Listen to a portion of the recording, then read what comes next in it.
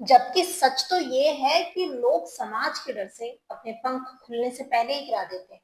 आपको सूचित करते हुए बताना चाहूंगी कि डर एक वास्तविक चीज है।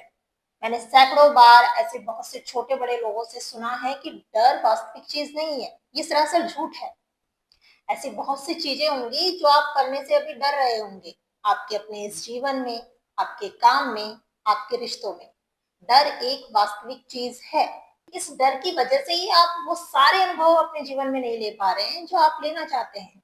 ये डर आपको लूट रहा है, आपसे छीन रहा है वो अनुभव जो आपके होना चाहते हैं। जैसे आपको पानी से डर लगता है, तो ये डर आपको कभी भी स्विमिंग नहीं सीखने देगा। या फिर आपको ऊंचाइयों से डर लगता है, तो ये आपको पैराशूटिंग नहीं करने देगा। या फिर आपको फ्लाइंग से डर लगता है, उड़ान भरने से डर लगता है, तो ये आपकी यात्राओं को सीमित कर देगा, आपको ज्यादा दुनिया में घूमने नहीं देगा। या फिर अगर आपको सामाजिक निर्णयों से, सोशल जजमेंट से डर लगता है, तो ये आपको अपने आप को बेहतर बनाने में एक रुकावट खड़ी कर देगा। अगर आपको सार्वजनिक रूप से बोलने से डर लगता है, तो ये आपको अपने आप को व्यक्त करने में और अपने विचारों को लोगों के साथ साझा करने में आपकी क्षमताओं को सीमित कर देगा। अगर आप अपने साथी के साथ अपने सोच, अपने विचारों को प्रकट करने से डरते हैं, तो ये आपके और उनके बीच असमंजस की स्थिति ला देगा और इसका सीधा असर आपके रिश्ते पर पड़ेगा। अगर आपने अपना कोई व्यवसाय का सपना सजा रखा है और आप उसे शुरू करना चाहते हैं, लेकिन लोगों से बात करने में आपको डर लगती है, लोगों को अप्रोच करने में आपको डर लगता है, तो ये आपके व्यवसाय को कभी शुरू ही नहीं होने देगा। इसलिए मैंने शुरू में ही कहा है कि डर के कारण लोग अपने पंख खुलने से पहले ही त्याग देते हैं, उड़ान कभी भर ही नहीं पाते हैं। मैं भी अभी तक नहीं भर पाई हूँ। डर एक ऐसी चीज है जो हम सबको रोकती है, और इसलिए आज मैं आपके सामने हूँ ये बताने के लिए कि डर होने के बावजूद आप अपने आप को किस तरीके से सीमित कर सकते हैं, आप किस तरीके से डर को हरा सकते हैं, जैसे कि मैं करती हूँ, और धीरे धीरे अपने जीवन में हर डर को हराकर आगे बढ़ रही हूँ। लेकिन सबसे पहले हमें ये जानना होगा कि डर है क्या चीज। तो डर एक शारीरिक अवस्था है जो कि बिल्कुल उत्तेजना के समान है, एक्साइटमेंट के समान है। डर और उत्तेजना एक ही प्रकार की शारीरिक अवस्थाएं हैं। दोनों में ही आपका दिल तेजी से धड़कने लगता है, आपको पसीना आने लगता है, आपके पेट में मिचमिची होने लगती है, एड्रेनालाइन का स्तर बढ़ जाता है। दोनों ही डर और उत्तेजना एक प्रकार की शारीरिक अवस्थाएं हैं। तो फिर फर्क कहाँ है? तो फर्क ये है कि इन दोनों ही अवस्थाओं में आपका मस्तिष्क क्या प्रतिक्रिया कर रहा है। अगर आप उत्साहित हैं तो आपका मस्तिष्क कहेगा वाह, ये तो कमाल है, मजा आएगा इस काम को करने में।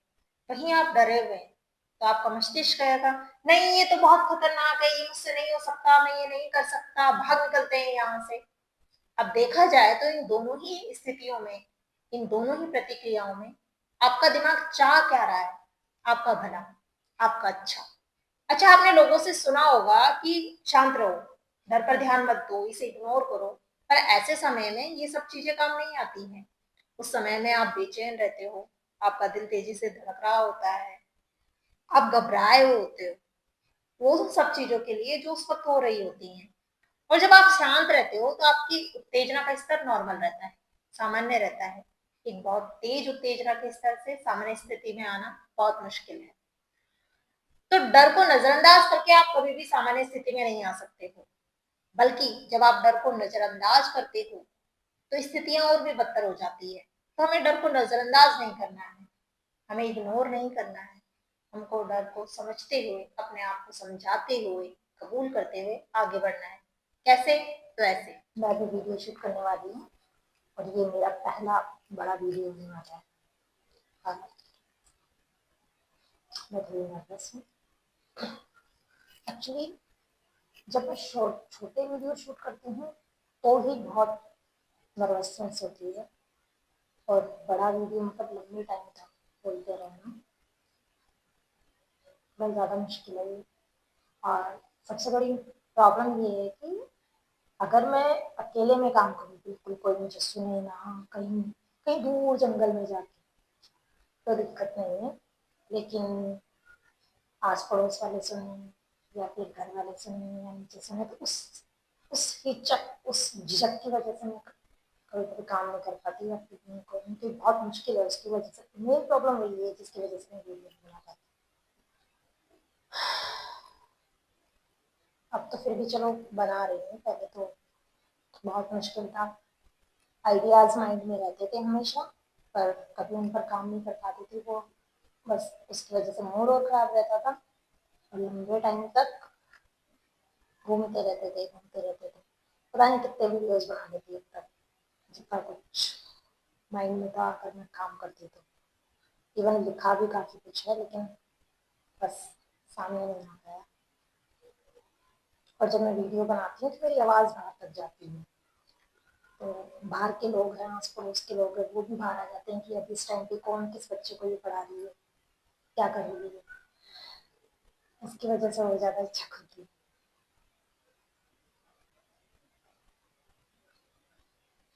तो एक बात है कि अगर कोई सुनेगा भी तो जो काम मैं कर रही हूँ वो फालतू की चीज़ नहीं है। जिस टाइप के वीडियोस मैं बना रही हूँ, जिन चीज़ों के बारे में मैं बात कर रही हूँ, ये चीज़ें आज के ज़माने में ज़रूरी है। ये कोई फालतू चीज़ें नहीं है। या फिर ये कहें कि अगर कोई सुन भी लेगा तो ये नहीं कह सकता कि ये क्या कर रहे हैं। काम की चीज़ें हैं, समझदारी वाली चीज़ें हैं, अपने ही जीवन को एक अच्छे ढंग से जीने के लिए ज़रूरी है, आई थिंक।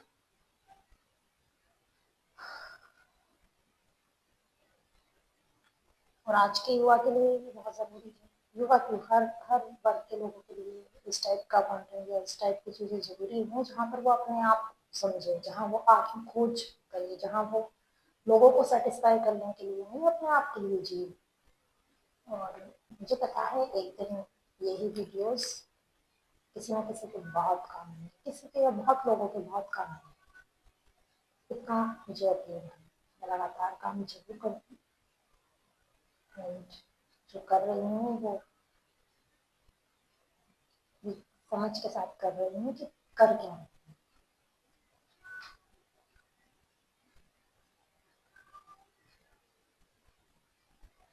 क्योंकि ये पता है कि मेरे वीडियोस देखकर अगर कोई सुनेगा भी तो ये बातें सुनकर एक्चुअली में मेरे साथ जब बात करते हैं तो गलत नहीं कह पाते कि ये तो गलत कह रही है या ये ऐसा गलत कह रही है या फिर ऐसा गलत कर दिया तुमने। इतना पता है कि अगर ये लोग सुन भी लेंगे कभी या जान भी लेंगे तो ये नहीं कह सकते कि गलत काम कर रही है। काम मेरा अच्छा है, बहुत अच्छा है।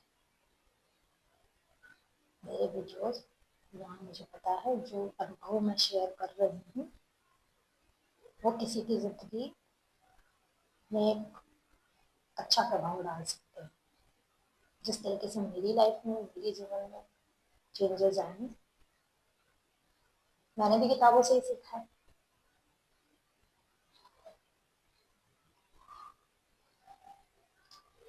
मेरा काम अच्छा है।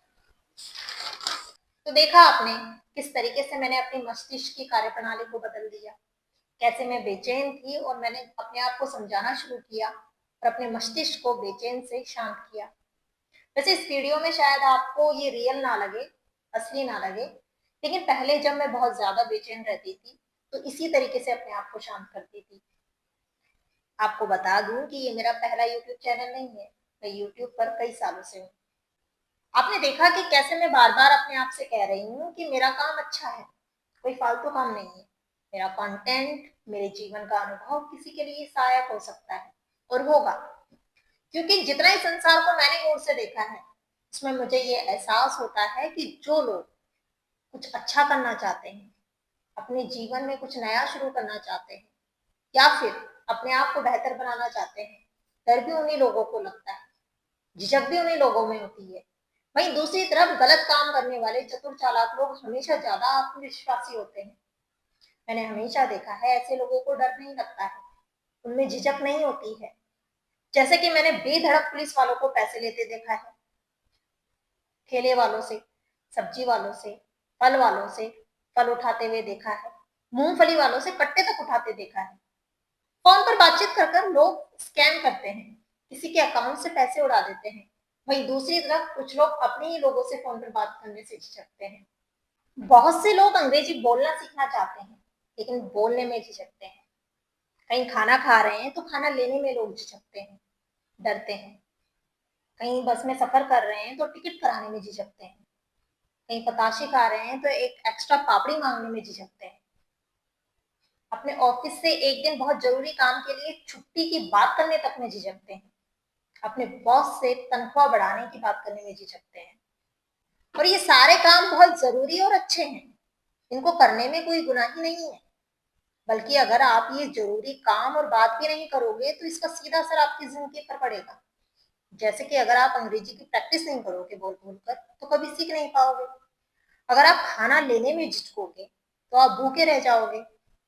अगर आपने टिकट नहीं कराया तो हो सकता है कि नेक्स्ट स्टैंड आने तक टिकट चक्कर आ जाए और आप फंस जाओ। अगर आप एक पताशे की पापड़ी मांगने में झिझकोगे तो जो पताशे खाई है उसका मजा भी किरकिरा हो जाएगा। अगर आप ऑफिस से एक दिन की छुट्टी लेने की बात नहीं करोगे तो वो पूरा का पूरा दिन खराब हो जाएगा। तो फंक्शन या जो भी जरूरी काम है वो नहीं हो पाएगा और घर वालों से डांट पड़ेगी, वो अलग बात है। अगर आप अपने बॉस से अपनी तनख्वाह बढ़ाने की बात नहीं करोगे तो इसका सीधा असर आपकी जेब पर पड़ेगा। तो अगली बार जब आपको लगे कि मैं ये एक अच्छा काम नहीं कर पा रहा हूँ तो आपको करना क्या है, आपको अपने मस्तिष्क को जो कि डरा हुआ है उसको तुरंत रिफ्रेम करना है। तुरंत उसे ये मैसेज देना है कि इस काम की इस वक्त कितनी जरूरत है, इसका मुझे क्या लाभ होगा, इस काम को करने में कोई खतरा नहीं है। आपको डर लग रहा है और आपके शरीर को क्या एहसास हो रहा है आप उसे कभी भी कंट्रोल नहीं कर सकते। पर आपका मस्तिष्क क्या सोच रहा है और आप क्या व्यवहार कर रहे हो, इस चीज को आप हमेशा कंट्रोल कर सकते हो। एंड ट्रस्ट मी, ये एक जादू की तरह काम करता है।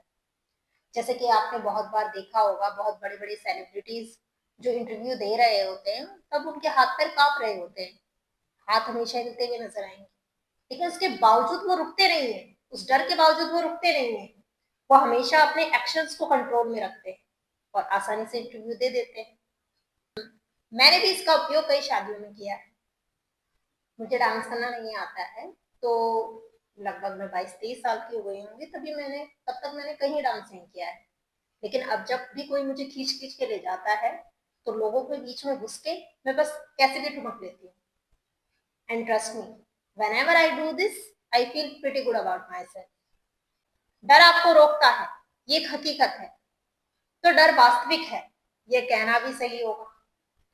आप अपने शरीर में अचानक से होने वाले उस बदलाव को नहीं रोक सकते, एड्रेनालाइन के स्तर को कंट्रोल नहीं कर सकते, लेकिन उस पल में आप क्या सोचते हो और क्या एक्शन लेते हो ये हमेशा कंट्रोल कर सकते हो। तो अगली बार जब भी आपको इस प्रकार की स्थितियों का सामना करना पड़े, जैसे कि अपने बॉस से बात करनी हो, कहीं स्पीच देनी हो या फिर किसी से अपने दिल की बात करनी हो, तो इस ट्रिक को अपनाएं। क्योंकि मैं नहीं चाहती कि कोई अच्छा इंसान डर के कारण अपने मन के अच्छे काम करने से वंचित रह जाए। Remember that, fear is not your future.